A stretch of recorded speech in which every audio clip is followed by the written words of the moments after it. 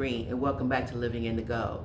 So today I'm talking to you about buying a house, that big purchase, that big ticket item that people want, but you really need to think about it, especially in these times. It used to be the key thing was to buy a house.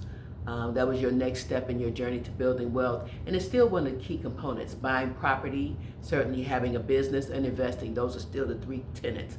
But you individually, in terms of why you're buying a house, and so you need to ask yourself a couple of questions. First, why are you buying it? What do you want it for? Can you afford it? Have you done the pros and cons? Have you done your research to understand if you're even in that position to buy a house? So why are you buying it? Do you need more room in your home? Is your home too small? Have you have children now?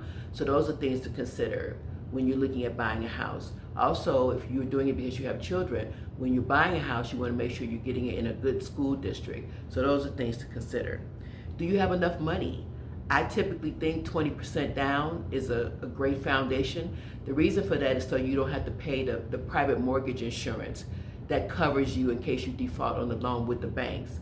But that's money going out of your pocket. So if you can get 20%, even better. You also need to think about what that mortgage payment really looks like. It's not just the mortgage payment. You have property taxes that you have to pay. You have insurance, you have utilities. All that rolls into your mortgage payment. So it's not just one thing. So there's the 50-20-30 rule, and I've talked about that before in terms of 50% being for the things that you need. So a mortgage would include that, how much that is, but everything involved in that, and that should be 50% of your take-home pay. So if that's running into more than that, then you're overspending. So the other thing to consider is you need an emergency fund. So if you buy a home, things are gonna happen, repairs, maintenance. You need to still have an emergency fund.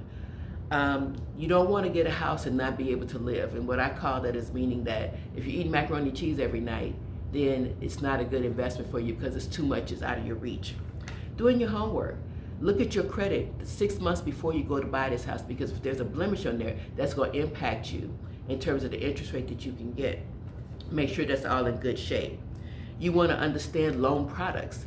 What do I mean by that? Well, there's the 30-year fixed, where 30 years you pay the same amount each and every year. Then there's a 5-year where you pay a certain amount and there's a balloon, and then you pay another amount in the other 25 years of the loan. So the different products, take a look at those. There are 15-year loans, which you pay off quicker, but you pay more, but you save yourself so much more interest. So be aware, be familiar with these types of loan products. You also want to know your debt ratio. In other words, how much is your debt? How much do you owe on credit cards, car loans, or whatever, before you even go start looking. So you have that information in hand, which is so important. So a few things to consider when you think you want to buy a house. So a little bit of information, hope that helps. Thanks so much and have a great day.